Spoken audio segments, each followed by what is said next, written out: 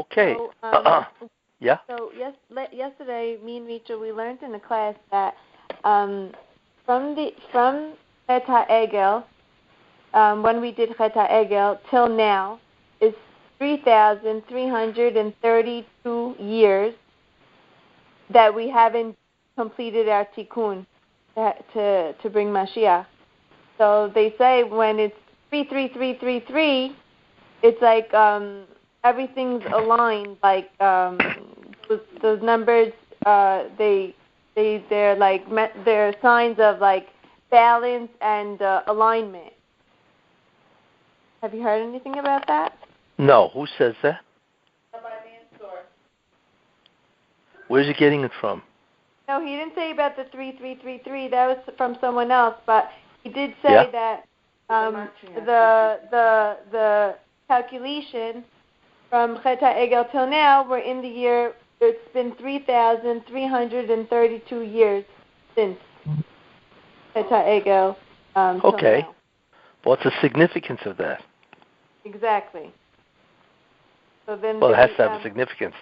But let me tell you, something which is much more significant in terms of the timing. Okay. Should I start? Yes, start. Talk louder, okay? Who, I should talk louder? Yeah, now you're good. Now you're perfect. Okay.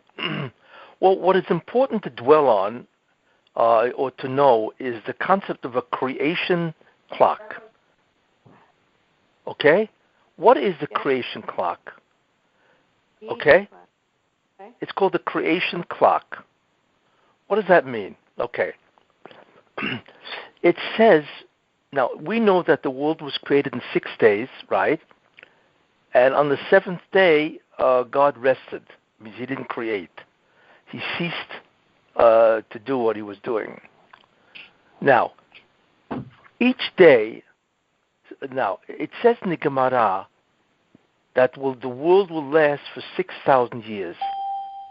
Shita elfei shnin, 6,000 years, the world will last. That's what it says, at least twice in the Gemara. Why? Because the world was created in 6 days. Now, each day is equivalent to 1,000 years, because it says in Tehillim that Elef Shana, 1,000 years is in your, or rather 1 year in your eyes, is like 1,000 years in ours. Therefore, since there are 6 days of creation, that is the equivalent of 6,000 years. Each day is 1,000 years. And the 7th day, of course, will be also 1,000 years. Therefore, the Gemara learns that the world was created in 6 days, and therefore the tikkun will take place, or the entire Olam Hazeh, which is this world, it will take place over 6,000 years. What does that mean? And that's a very important clock. And we'll see why. Therefore, the world lasts, like I said, for 6,000 years, and then in the 7,000th year, which is Shabbat, the world will cease. This world will cease, which means that this world will last until 2240. 2240. We are now in 5,780, which means that there's only 220 years left, obviously, to the year 6,000. And the year 6,000 is equivalent to 2240, which is 220 years from now. And that is the end. And after that, the entire world will be destroyed, and all the neshamot, all the people, will be taken to a different place until Olam Haba. And Olam Haba does not start right away, as we will see. But meanwhile, we know that the world will last 6,000 years. So if you think about that, what are the major ideas? Well, as we see, the first 2,000 years, all mankind, which I think I had mentioned, can do the tikkun. It was given over to Avraham Avinu because they, of course, sinned, and therefore the result is that the Jews will take the next 4,000 years, because that's what's left to the year 6,000, to do the tikkun. Now that's a very important idea of 4,000 years. Now, what's interesting, as we will see, is as we enter the sixth day is 5,000. Now, if the year 5,000 is equivalent to the English year 1240. 1240 in the English year, which is about 800 years ago, whatever, is the equivalent of 5,000. Now, what does that mean? That means there are 5 days: Sunday, Monday, Tuesday, Wednesday, and Thursday, and that is 5,000 years, because each day is 1,000 years. Therefore, in the English year of 1240, which is the Hebrew year of 5,000, the world begins to change. And that's a very important idea. Why? Because Friday, which is the 5,001, it's a sixth day, which is the 6,000th millennium, 1,000 years, is Erev Shabbat. Friday is Erev Shabbat, and therefore the world will begin changing in the English year of 5,000, in the Hebrew year of 5,000, and the English year 1240, because that is the beginning of Shabbat, Erev Shabbat, you see?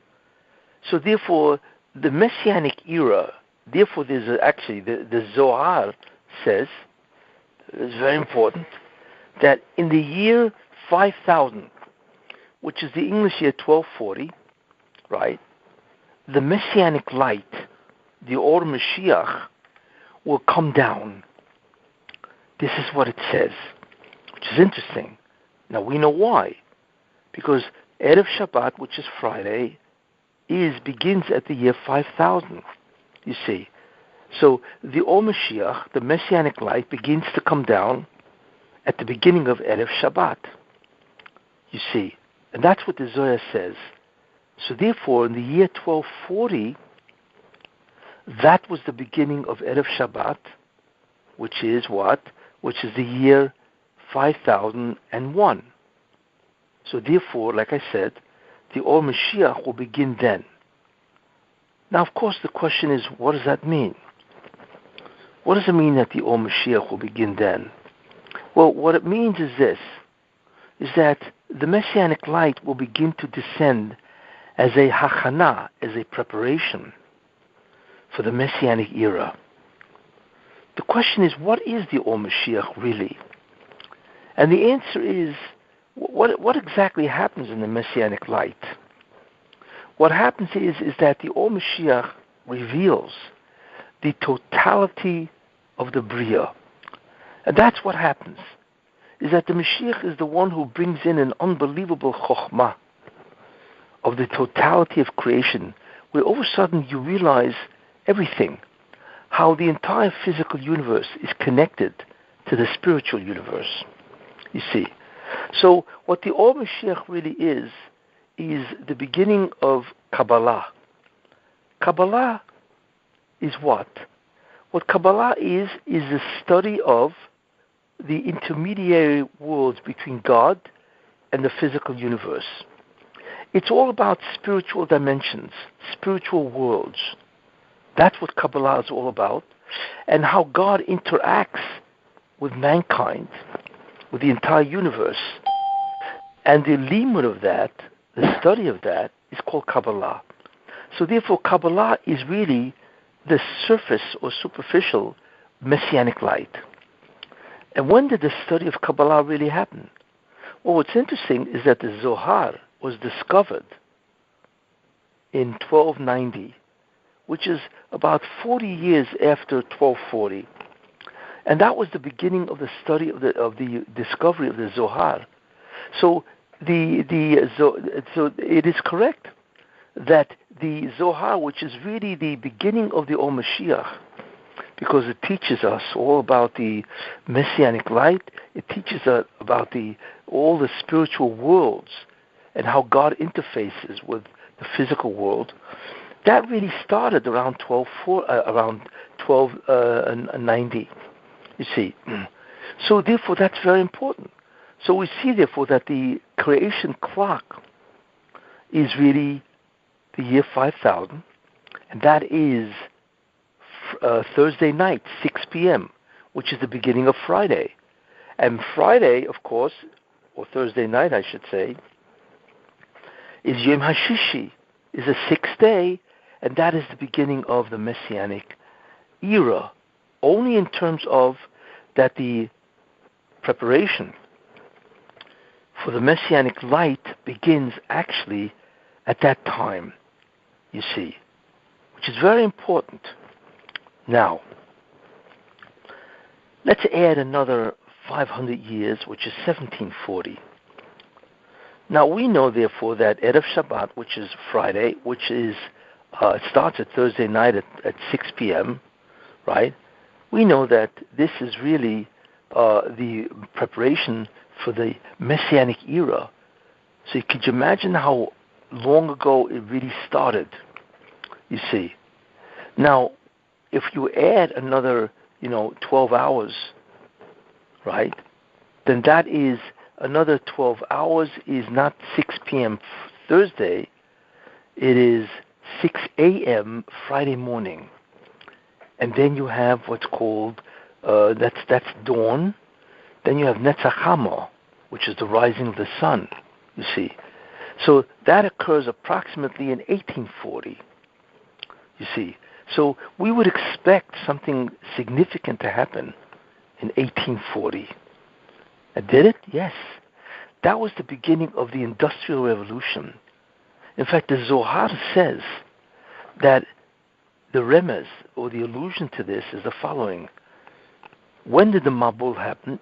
So the Torah says in the 600th year of the life of Noah, Niftachu, the gates of heaven, the windows of heaven were opened, and the deep abyss also opened, and water began to pour forth.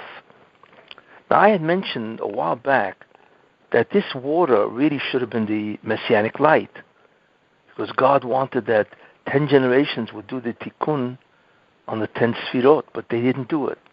So therefore, that Messianic light turned to its physical analog, which is water, and it destroyed the world. You see. So therefore, in 1840, the Zohar says, in the 600th, just like it says in the 600th year of the life of Noach, so the Zohar says that in the 600th year of the 6th millennium, there will be an incredible pouring out of chokhmah, of unbelievable wisdom. Now, that 600th year of the 6th millennium is the English year 1840. And what is amazing is that's exactly what began to pour out, right? What began to pour out is unbelievable wisdom of science, you see, and tremendous chokhmah in the Bria.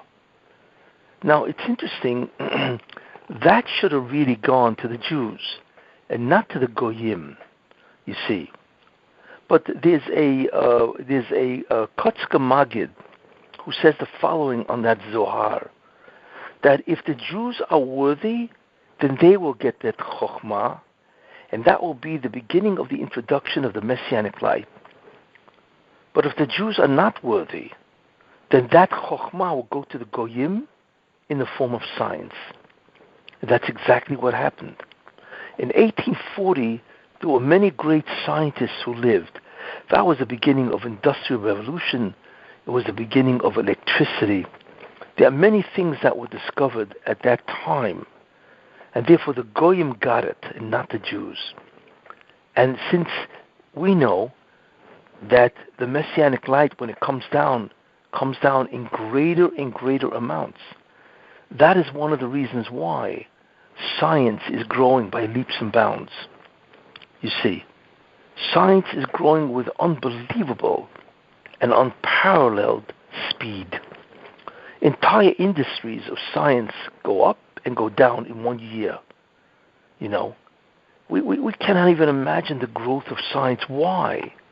Because the growth of science is really the Om Mashiach, the Messianic light, in the form of science, in the form of secular, You see.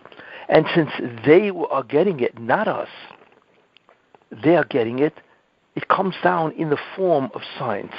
You see. Now, why science? Why is science the messianic light when it's given to the Goyim? Because if you think about it, what is the messianic light?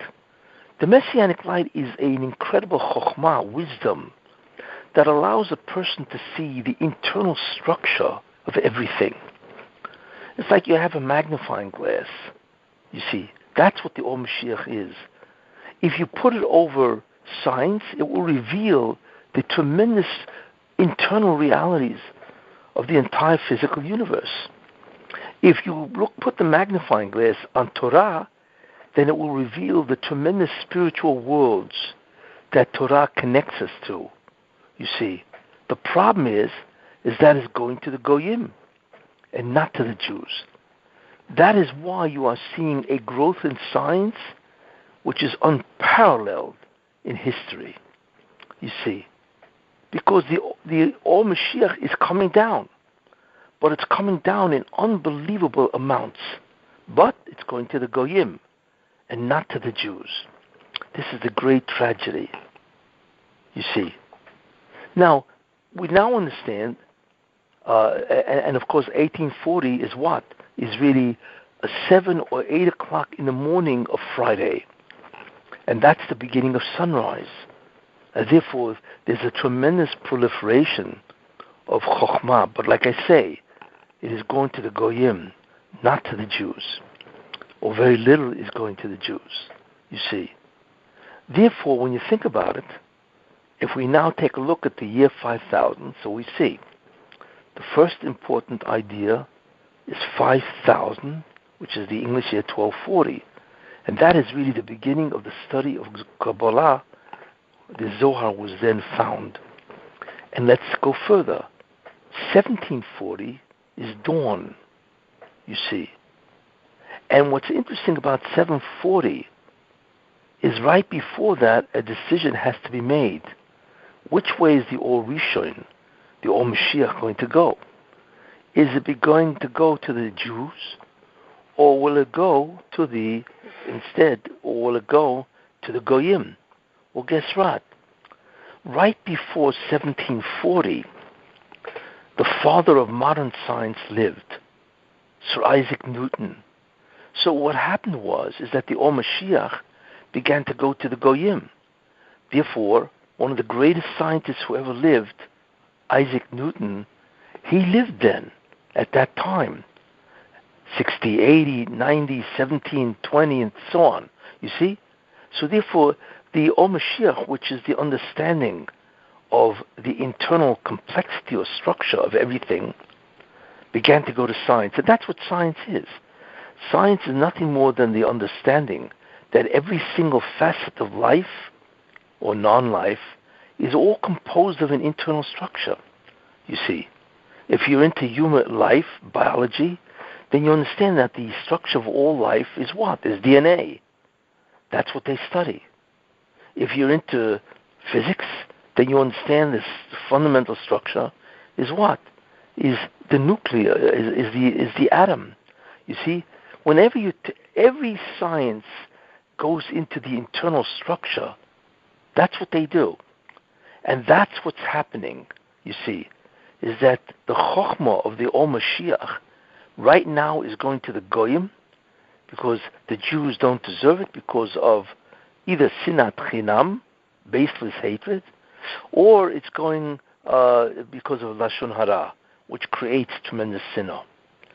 In any case, so we see therefore that 1740 and 1840 are pivotal years in the creation clock. Now, the next major tikufa is 1990.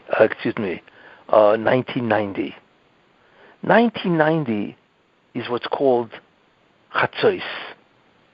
When do you begin preparing for Shabbos? You begin preparing for Shabbos when? After noon. That's when you begin. Now, noon is 12 o'clock. 12 o'clock, right, on the creation clock, Friday at 12 o'clock, is the exact same year as 1989. 1989 in September is Rosh Hashanah, was 12 o'clock. But we know that at 12 o'clock, which is noon, that's when you really begin to prepare for Shabbat, and that's when the Hachana really happens. Therefore, you'll find that many things happened in that year. You see, the first thing that happened, is the growth of science. The internet, you see, is astounding since 1989. And this has been going on. Why? Because the oil of the Mashiach is coming down in unbelievable quantities. The problem is that's going to the Goyim. And therefore, science is proliferating at an unbelievable rate. You walk into, let me just tell you how much. Every day in the journals, which is the frontier of science, 7,500 journal articles are published daily. Do you imagine that? 7,500 articles in the journals, and there are thousands of journals are published every day of the week or every day of the year. That means that the sum total of human knowledge will double every 5.5 years. You imagine that? That the sum total of human knowledge doubles every 5.5 years? You see? And that's what we see. We see medicine, for instance, that you cannot even be a specialist. You're a specialist of a specialist. What's interesting is that the last time one human being could know all of Chokhmah, all knowledge, was in 1200. After that, it's impossible. And what we begin to see is that the enormous growth of knowledge really is nothing more than the Messianic light. And that's why, and if you think about it, science began in the English year 1240. That's when a guy who lived, his name is Roger Bacon. He lived in the year 1240, right? And what is 1240? He discovered the scientific method. And he got away from Aristotle, who was an armchair scientist. He never did an experiment. But he said in order to know something, you really have to experiment. So what he did was astounding. He discovered the scientific method, and that is the beginning of science. Because once you expose things to the method of science, that's how you discover things. Not just by thinking about it, but by doing it. So science itself started in 1240, which is the year 5000, which is the English year, like I said, 1240, which is, what is that? It's Thursday night at 6 p.m. That's the beginning of Erev Shabbat. Now, isn't that incredible? So there are two things that happen. One is the Zohar, and so that's the beginning of the Messianic light that came down, that fortunately at that point was able to go to the Jews, but then it also went to the Goyim. So at the same time, you have the study of science, which is amazing. Then, like I say, the next 500 years is 1740, and right before that, what did you have? You had the Isaac Newton, who was the father of modern science.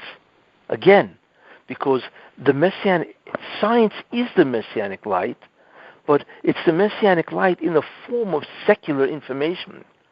Because, like I said, the Messianic light is the ability to see the internal structures of everything, which mankind never had, you see. And that started right before 1740. Then you have the Zohar that says in 1840, right, which is the year 5600 on the creation clock, there will be an incredible wisdom that comes down, like I mentioned. If the Jews are Zoiche, merit, they will get it. But if they are not merit, then the Goyim will get it. That's what the Kotzker Maggid says. And that's exactly what happened. And therefore, since 1840, science has been growing by leaps and bounds until you get to the year 1990 or 1989, September, which is Rosh Hashanah of 5760. 50, you see. And what that means, of course, is that the Or Mashiach is coming down in unbelievable amounts. But again, it's not going to us really, except in slight trickles. It is going to the Goyim. And that is why science is as a growth which is unheard of. Every year, imagine you go into a appliance store or whatever. Every year you walk in, there's another appliance that you don't even know. That's the growth of science, you see. And what's interesting is that there was very little difference between somebody who lived in 1840 and 1840 BCE. Very little difference. But if you think about it, the difference between a person who lived in 1840 and 2020 is unbelievable. The difference, and it's not just in clothing. Could you imagine somebody living in 1840 and he takes a time machine, right? And he goes into the future, and all of a sudden he's walking down Fifth Avenue, guy would have a heart attack. I mean, people talking to themselves, cars, computers. He wouldn't be able to believe what is happening, you see. And that's because the growth of science is just incomprehensible. Why? Because it's the Or Mashiach. Even the world cannot progress unless the Messianic light comes down, but it's going to them. And that is why before the year 1240, right, the world was basically primitive. There was advancement, but very, very slow. But it's only with 1240 and the Sky Roger Bacon that science began to grow in leaps and bounds. So what is interesting in all this is that the Messianic light is coming down. It is already coming down. The problem is that it's going to its counterpart called science. You see, that's what's happening. Now, 1990, we know, is a pivotal year, you see. What's the pivotal year? What does it mean? Is that was the year also that the Berlin Wall collapsed. Because that's the beginning of the Messianic era, you see, in 1990. And therefore the Berlin Wall collapsed and Germany collapses and so on. You see. So this is what's happening as a result of the creation calendar. Now, on that calendar, like I said, 1989 is equivalent to Chatzos, 12 o'clock noon on Friday. You see, that's the equivalent. So 5,750, which is 1989, September, is equivalent on the creation calendar to 12 o'clock noon. But we are not at 12 o'clock noon. Now we know something interesting, that you can begin to daven mincha not at 12 o'clock, but at 12 o'clock and a half. It's called Sheish v'chetzi. Why? Because the sun is at the meridian, which is exactly overhead at 12 o'clock noon, our time. But the sun begins to go west. It begins to incline, and therefore you could see a shadow forming on anything sticking up straight. Therefore, you have to wait for that shadow, which means that at 12:30 is when you can begin to daven mincha. That's called Sheish v'chetzi.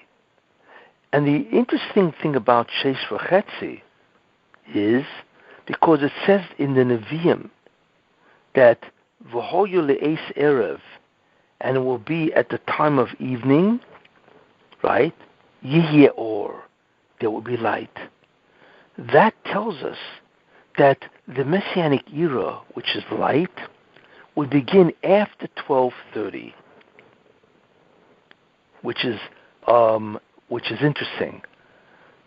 That's called Sheish v'chetzi, right? 12:30. Now, what time is it now? Because we are in the English year 2020. Then what time is it now? We know it's after 12, because 12 o'clock was 1989, right? Now 1989, basically 1990, that's 30 years ago. that means the clock has moved, right? So has it moved beyond 12:30? And the answer is yes. And remember, 12:30 begins Erev, and it says Le'es Erev Ye'or, because after 12:30 begins Beinu Arbayim, which is the afternoon. So the English year 1220 is the equivalent of 1242. That means we are 12 minutes after 12 and a half, you see. And that's one of the reasons why you see this incredible amount of progress, tremendous amount of science, but also why you see the upheaval in civilization, you see. And that's when you begin to see the upheaval, like I say, of the world, you see. In 1290, you had the fall of the Berlin Wall. Then you had the fall of communism, you see. Then you had the beginning of the Internet, which is global connectivity. There are many things that have happened since then. But we are now actually in 1242, which is after 1230, which means that we are now really entering Beinu Arbayim, where there will be all light. That is why you are watching things that are happening with such unbelievable speed. Because we're past 12:30, we are 6.5 hours. We are on Friday, Erev Shabbat, after Chatzos. In fact, after midday, noon, and it's even after 12:30. And that is the reason why you are seeing such incredible speed and such incredible overturning of what's happening in civilization, you see. And that's what's happening now. We are watching America fall. It's incredible to watch. I mean, who would ever think this, you see? Imagine, there are several events that have happened that has turned America on its head. And you begin to understand why. What are the events I refer to? The first event was the incredible fiasco of the Trump-Russia hoax. And that consumed America for 3 years. And the whole thing is a hoax. So what it did is it prevented in many ways, you see, from Trump from really doing what he could do. In fact, it's an incredible nest that he was able to do all the things that he did. So the first punishment against America really was the beginning of Trump's election. And that hoax went on. And we know that there's an entire, fraud in the FBI, the CIA, the intelligence community, and so on. That hoax stopped America. But if you think about it, it was a tremendous oynish. It's a punishment. So that's the first idea. The first, upheaval to America. The second upheaval is the COVID-19. And that took America and put a standstill to the entire America, which is incredible. So that is the second thing that happened. It's destroying the economy. It is making people crazy because they have to stay home. It's destroying businesses. And, of course, it's killing people. And it's making people terribly sick, and so on. It's unbelievable what COVID-19 has done to America. And it's still going on, you see. So that's the second punishment of America. The third punishment of America is the Black Uprising. And that's incredibly dangerous because we find that everybody is okay with that. All the liberal Democrats are okay with this. And therefore that gives a license for blacks to continue their uprising. You see. And that has a danger of truly destroying America. You see. Now, we never know, but obviously, to saying it happens in Paris, the black uprising can easily turn into a movement of anti-Semitism. Because we know Jews are always the scapegoat of anything that happens. You see, so God forbid if that should turn into anti-Semitism, then you're looking at something which is hard to believe, that not only is America falling. Why? Because the first Trump-Russia hoax, collusion is a hoax, and that itself has a tremendous punishment on America. The second punishment, as I said, is COVID-19, and that has the ability to incredibly wipe out America economically. And like I say, the third, which came out of nowhere, you see, and it's getting worse, is the black uprising. And that can easily destroy America because the things that they suggest is absolutely insane. Defund public police stations, of course, which is insane, and so on.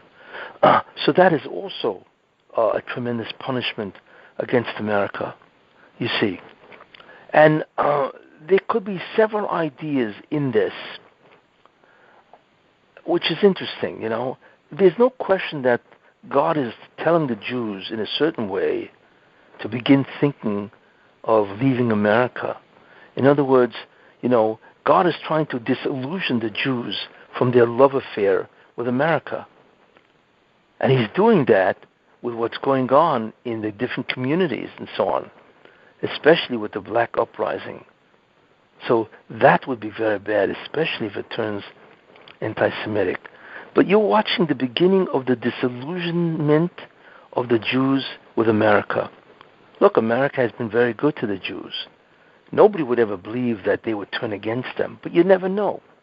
Because liberal Democrats are out of their mind, So if that happens, then you really have to watch. But the interesting thing about that is that really can't happen. Because you cannot tell Jews to leave America if they cannot settle in Israel. And right now, the regulations and the bureaucracy of Israel make it very hard to build an apartment. In order for Israel to accept millions of Jews, because there are 5 million Jews in America, or even in Paris, which is happening there in France, you have to be able to build cities to accommodate them all. But that's not really happening, you see, which is very bad. Therefore, in a certain sense, we can anticipate something, that God has to get rid of the Erev Rav, who are the present Israeli government, who are basically the same idea, you see. Their bureaucracy and their regulations make it very difficult for anybody to purchase an apartment. Israel is basically, in many ways, an empty country. If you ever drive in Israel, especially in the middle, most of it is empty. So Israel should be able to accommodate millions and millions of Jews, you see. But how can they accommodate them when the land registry does not allow people to buy land, or they don't give it away so people can begin to build? Therefore, it's very likely that something is going to happen in order to allow Jews now to begin to move to Eretz Israel. So we are now watching an unbelievable upheaval. And the idea to this is because it is 12:42, 12 hours and 42 minutes, which means that Erev Shabbat, we are now in the real thrust of Erev Shabbat. And it says in the Novi, the Eis Erev, when it becomes Erev, and now it's Erev, because this is called Beinu Arbayim, Yiyeh Or, there will be incredible light. Therefore, we are watching things which are in many ways incredible. And the speed of this is startling.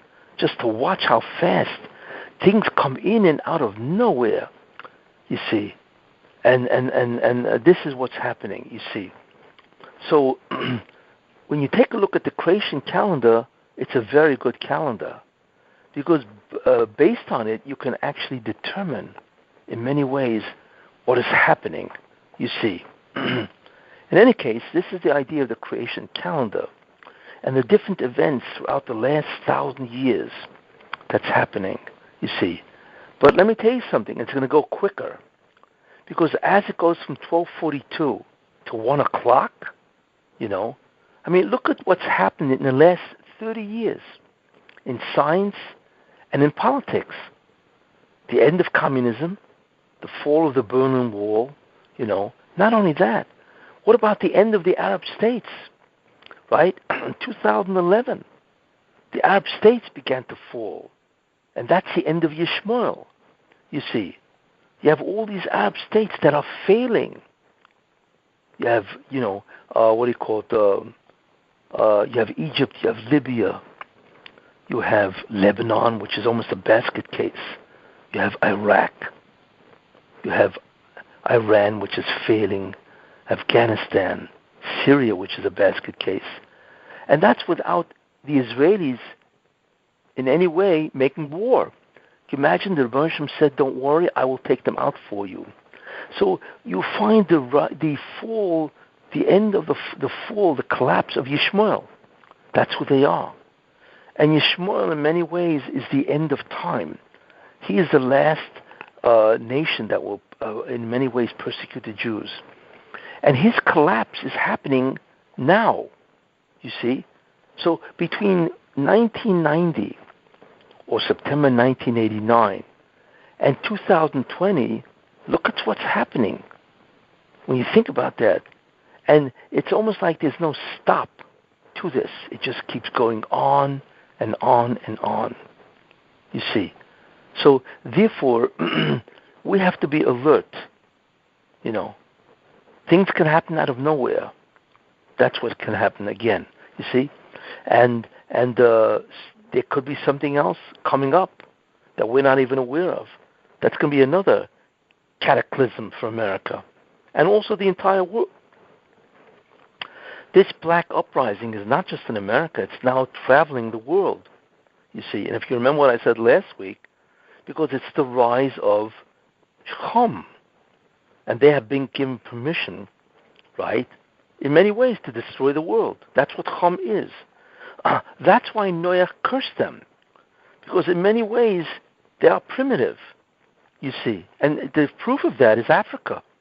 That whole continent is primitive, you see.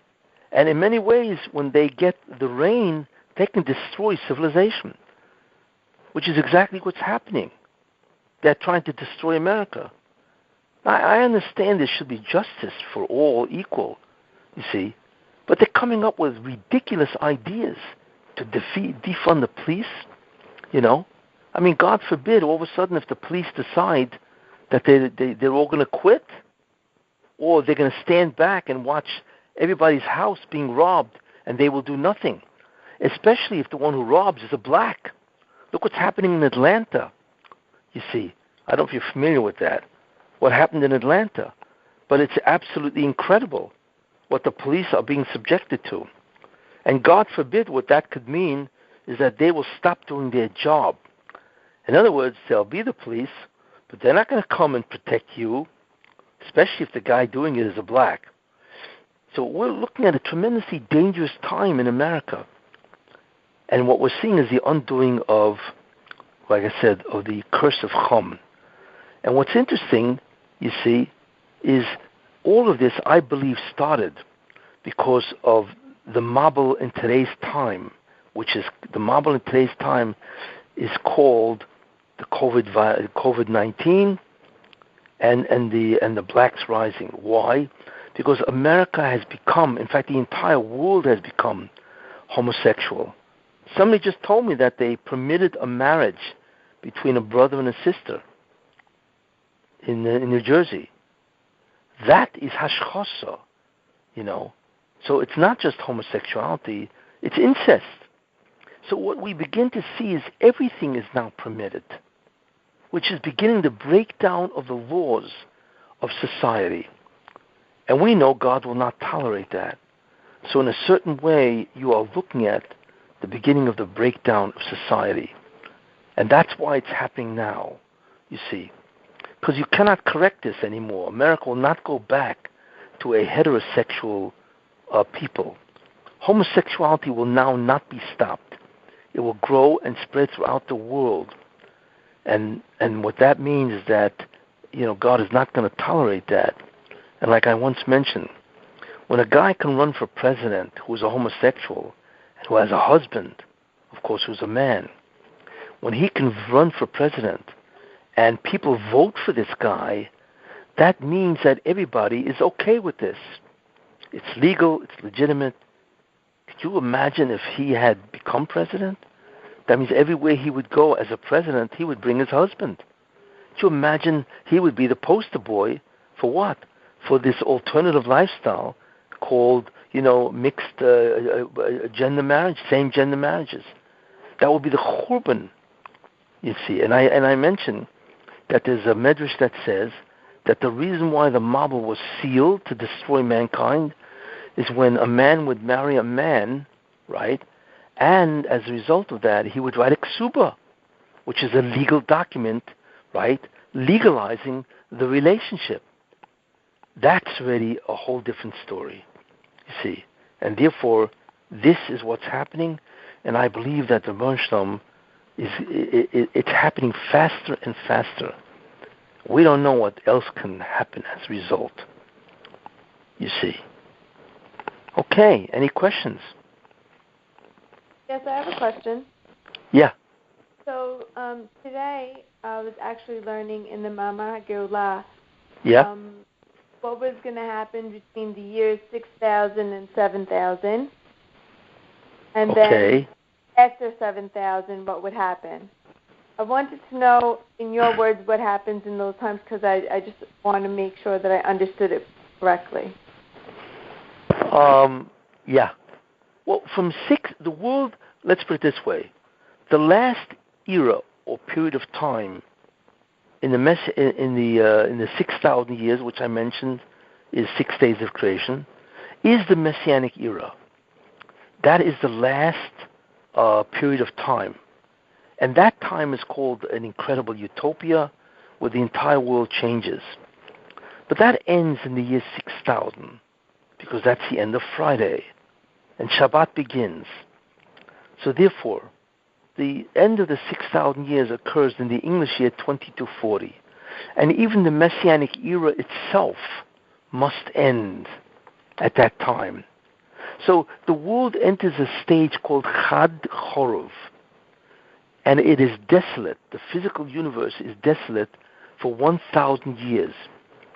But everybody else, all the neshamot, all the people, the Gemara says they will have wings, which means they are capable of not flying, so to speak, but leaving, and everybody will go to in Gan Eden. Gan Eden will be the residence. Now, Gan Eden is not the future world, but the major residence of people in the year 6,000 and beginning until the year 7,000, which is 1,000 years, will be Gan Eden. And that's where everybody will reside. But Gan Eden is really it's a spiritual dimension. It's not the physical world, you see. Now, the physical world itself will change. It won't be destroyed, but it will have what's called zikuch. It will become purified, which means that the entire physical universe actually will become spiritual. The spiritual domain of the 6,000th year to 7,000 is called Olam Yetzirah, the world of formation. And then that was the world that Adam Harishon, before the sin, inhabited. So that's what's going to be. From 6 to 7,000, which starts in the English year 2240, the Messianic era is over, and that begins the world of Olam Yetzirah, which is basically Gan Eden, and all inhabitants of the world that will survive will live in Gan Eden. Then the world changes further, from 8 till 9, and from 9 to 10. I mean from 7 to 8, and 8 to 9. The world further changes, and which is that the body of a person will itself dematerialize. Olam Haba begins in the 10,000th year, which is 9,001, And that is the beginning of the future world, you see. In fact, that's what it says, Vihu Asiri Yeh Kodesh. And the 10th will be holy, you see. And what that means is that the beginning of the 10,000th year, which is 9,001, that will be the beginning of Olam Haba, the future world, and that will continue forever, you see. And that's what happens. So from 6 to 7, it becomes Olam Yetzirah. From 7 to 8, becomes Olam Bria, which is above Yetzirah, and that's the world of the angels. From 8 to 9 becomes Olam Atzilus, and that is the world where God resides, or the Shekhinah resides. And then from 9 and on is Olam Haba. You see the way it works? So in a certain way, we have to regress. We have to go backwards. You see? We have to go from Olam Hazeh, which is Olam Asiyah. We have to go to Olam Yetzirah, from 6 to 7. Then to Olam Bria, which is above that. That's from 7 till 8. Then from 8 to 9 is Olam Atzilus. And then from 9 and on is called in Kabbalah Adam Kadmon, primordial man. And that is the future world. You see how it works? There's a lot more to talk about that. But just to answer your question, that's what it's all about.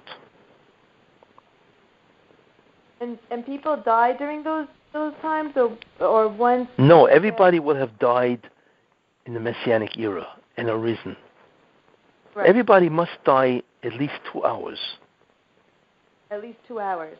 Yes. And because of that, and why? Because the body has to decompose and get rid of the tum'ah that it has. And it can only decompose, if it dies, obviously. But for those people who are dead, well, they already decompose. But for those people who are alive, right, they will decompose in the 2 hours, and then they will get up with a new body. And that is Tchiyat HaMesim, the resurrection of the dead. But that will happen when Mashiach ben David comes. You see? Not Mashiach ben Yosef. Mashiach ben David. And that becomes the era of Tchiyat HaMesim, where there will no longer be any tum'ah in the body, and there will be no Satan. He will be killed. Either that, or he will be converted into a great malach. One or the other. It's an argument. You see? That's how it works. Now, would this happen before the year 6000? Yes. Yes, it will happen before the year 6000, because remember, the year 6000 is the end of this world. You see? And you need to get a new body before the end of the world. And the body you get, right, will have no tum'ah, right? And it will be pure. In fact, when you get you will be equal to Adam Harishon before the sin. That's how great you will be. You will have a body like he had before the chet, before the sin. You see what I'm saying? And that's what your body will be. And then there's no more death, there's no decomposition, there's no sickness, there's no illness. There's nothing. It's all gone. All hospitals have to shut down. Doctors, everything is gone. So, yeah? Once 6000 starts, whoever's neshama made it, they are going to basically live till eternity? Yes. Yeah, that's right. If you can make it into Gan Eden, you've made it. Because Gan Eden is only an intermediary stage. But you can't even get into that stage, really, unless the main thing is you have to remove all your sins. So that's Gehenna. That's why there's Gehenna, to remove all the impurities, all the sort of stains that you've put on your Shema. You see what I'm saying? Yeah. And once that happens, then that's it. You will be able to live in Gan Eden, and from then, in the 9,000th year, that becomes Olam Haba, the future world. And the future world, as I always say, is eternal bliss, or rather infinite bliss eternally. That's what Olam Haba is. You see.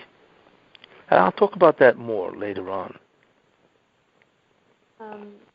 Any other questions? So are we? So as I learn more about this process, are we naive to actually be waiting for the Mashiach? Because it's if it's only 12:42, we still have quite a time, and I mean, but 12:42, Shabbat started. We light candles before Shabbat starts, Rabbi. Yes. Yes. But like I say, the mincha can only be, you can only pray mincha, right? Talking about mincha gedolah? We pray mincha. You can only pray mincha after 6.5 hours. And also that's when they can bring the korban tamid. That is the beginning of Bein Ha'arbayim, which is the afternoon. And like it says in the Novi, in the afternoon will be the beginning of the light. It's not going to wait until... America. What was that? What year is that in America time? What year is what? When we're going to bring the korban tamid. Well, you mean after the Beit HaMikdash? No, because here you said that the year 6000 the world ends. But yes. We need to light the candles before Shabbat starts, so it's before the year 6000. Yes, correct. 2240. Yes. Is 2240 really candle lighting? Well, it's what determines the Messianic era in many ways is when you begin to prepare for Shabbat, not just when you light the candles. And after Chatzos, that's when you begin to prepare for the incoming Shabbat. Lighting the candles, is part of that process. But we see from the Navi, that's what he says, that at the beginning of evening, which is really the afternoon, that's when there will be light. You see? And that's exactly what happens. In fact, it's very similar in Egypt, right? When did the Geula begin? It didn't begin only when they went out. It began when Moshe Rabbeinu faced the sneh, right? That's the real beginning of the Geula, when he faced the burning bush. The problem was, like I pointed out a while back, is that there's a lot of things that have to take place even after the Geula. You see, so the same idea. Even though 12:30 is the beginning, in many ways, of a Geula, but there are many things that have to take place. You see, but the key idea is that the period of time that all of this happens has to be after 12:30, and that's exactly what has happened. On that clock, it is 12 p.m. and 42 minutes, which is after 6.5 hours, and therefore what we are witnessing is an incredible preparation for what's going on, and it's going to be rapid, which you will see. Rapid, where the minutes will go faster on the clock? No, not the minutes, but the events. Okay. The events of mankind will get rapid. Yeah. Do we know, when do we expect Mashiach ben Yosef to come? In the preparation? Or in the what? When do we expect Mashiach ben Yosef to come? In the preparation of Shabbat? Or yes, exactly, yeah. No, the preparation. He is part of the preparatory stage. That's why you have a Yosef. Ben David is when it's all finished. It's all the Geula. Right. That's the end of the process. When Ben David arrives, that is the kingdom of Israel. And that will be, like it says in the Navi, in Yeshayahu, where is it? Memtes 49. That, he says here that, and the Jews, even though now they are the most despised nation, but once the Mashiach ben David comes, then kings will rise before you, and 10 goyim are going to grab onto the hem of every Jew and say, please take us with you, because we have heard that God is with you. And we're talking about every Jew. They will have at least 10 goyim, which is actually far more. They were going to have really, in many ways, over 1,000 goyim holding onto their hem. And the Jews will be the supreme nation. And that will go on until the end of 2240. You see. But Ben Yosef is the preparation for that. What was that? so going back to my question, are we naive to hope to expect it, to see it, or is it because the time frame of the clock is very, not slow, but it's over a course of about many years. So are we naive to feel hopeful that we're part of this process? Like that? I mean. Well, let me point out something, okay? So that'll give you nice hope, okay? I would love that. The Zohar says the following. It's a very incredible statement that it makes. There's an argument in the Zohar. When does Tchiyat HaMesim begin? Now, we know Tchiyat HaMesim is after Mashiach ben David, correct? Correct. That's when it happens. So here's what the Zohar says. That one person says that 210 years before the end, before 6,000, right?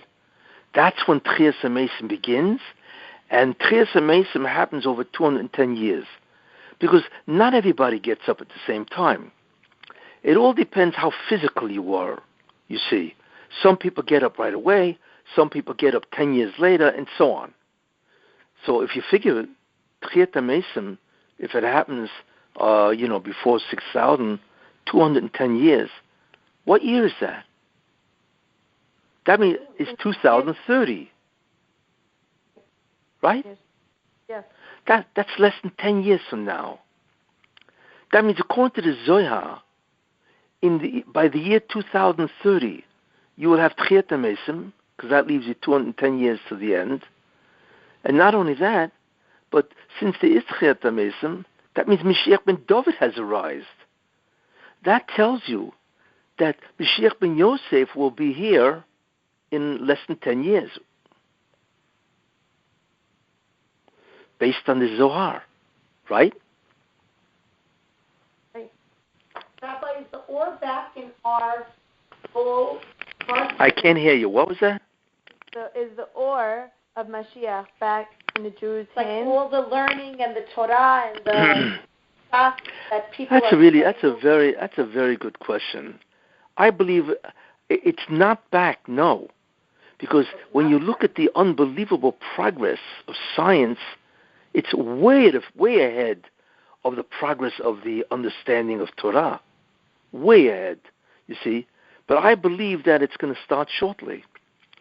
Somehow, the light that is going to the Goyim, which comes out as science, has to be reversed back to the Jews.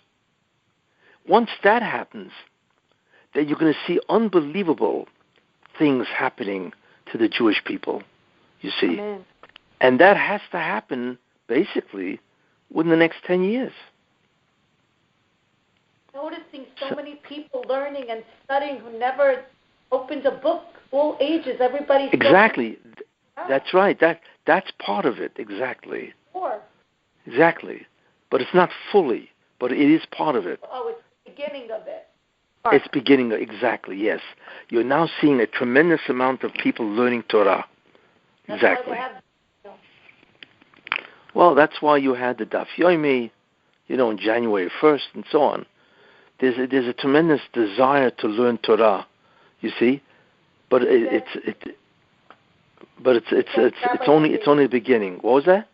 The world, and that happened from the time of creation until Mashiach, and the last one is going to be a famine of learning Torah.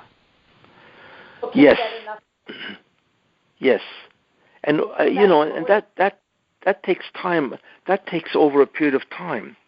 There will be that type of famine when all of a sudden everybody will realize that physicality is not where it's at. It's spirituality. I feel like it started, within myself at least. Me too. I feel like it started. I can't get enough of classes. Like I take 3-4 classes a day. And I still want more. Good. Exactly. So we are beginning to witness where the transfer of the or from the Goyim to the Jews. But we haven't even seen a thousandth of what's going to be. Because we're talking about the beginning of the Or Rishon coming down to the Jews. It already is coming down in unbelievable quantities. That's why science is growing so incredibly. But when it switches over to to the Jews, you will not even believe the movements of what started. And that's what's happening now. The other thing I wanted to ask you was, yeah, they were saying in the Mama Hageulah that Mashiach ben Yosef, Mashiach ben David, and Moshe, all three of them will be a part of the redemption. Yes. Where does Moshe come from? What is it like? Where does who come from? Moshe Rabbeinu. Yeah. So what's going to be is that's in the time of Mashiach ben David. In other words, Mashiach ben Yosef, he alone will create the preparation for the entry of ben David and the entire kingdom of Israel. But when he does, there will be Tchiyat HaMesim, right? And then Moshe Rabbeinu will be among the first ones to get up. And then all three, so to speak, together will reign over the entire world. You see. But that takes place after Ben David, not before. But it's before the year 6000. Well, everything has to be before the year 6000, because the 6000 is the end of everything. It's all over. That's the end of the physical universe.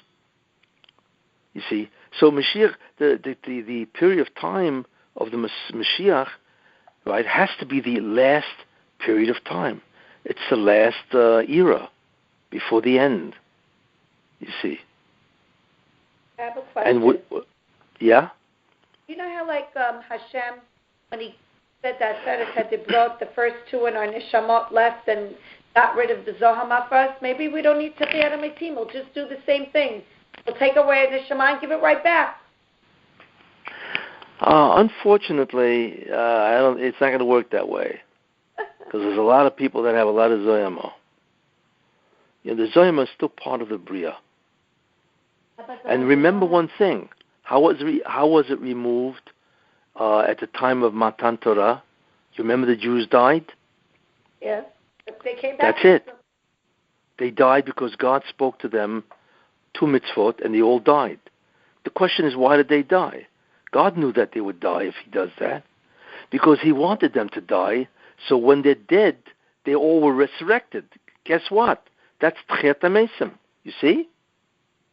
They could have been dead for 2 hours, like you said. Exactly. Hey, let them do it. It's much better. It's like unconscious. Well, listen. A body didn't get buried. No, they were not buried. Right. The Jews were not buried. They all died. Everyone. There was nobody around to bury them because everybody was dead. Right. Right? So that's what happened by Matan Torah. They all died so that they themselves can go through Tchiyat HaMesim, and therefore there's no Zoyama, and now they can receive the Orishin, which is the first tablets. You see how it works? That's how it's going to work now. But that's by Mashiach ben David. How is that everybody's going to die? How is that going to happen? The whole world. Your bomb. Well, it's not clear, but I imagine everybody will just die wherever they are. They'll just fall down, and that's it. What? Like a snap of a button. Yeah. Dead. Like a switch off. Exactly. You know? Yeah, it's like somebody faints. Right. But instead of fainting, it's death. But it doesn't make a difference. In 2 hours anyway, you get back up. Right. Not going to decompose. You see? So how come it's only 2 hours for each person? Some people are good people. They could be resurrected much faster. No, that's the resurrection. I'm talking about everybody will die, but then not everybody gets up. Like that's a Zoya. Some people lay dead for a long time. And they will probably be buried until they have Tchiyat HaMesim. Any case. Okay. Very nice. So I think you get a feel of what's going on. Yes. Definitely. Don't forget, when you move to Israel, let us know before you go. I certainly will. Okay. You don't think that you should go now? You think that Israel's not ready yet, right? That's the problem. Israel has to change. because they cannot absorb millions of Jews. That's why there has to be something that happens to Israel that changes or gets rid of the bureaucracy and the regulations, where they can really begin a tremendous building program. You know what I'm saying? That's where you're going to move to. Okay. Thank you, Rabbi. Rabbi. Yeah, take care. See you next week.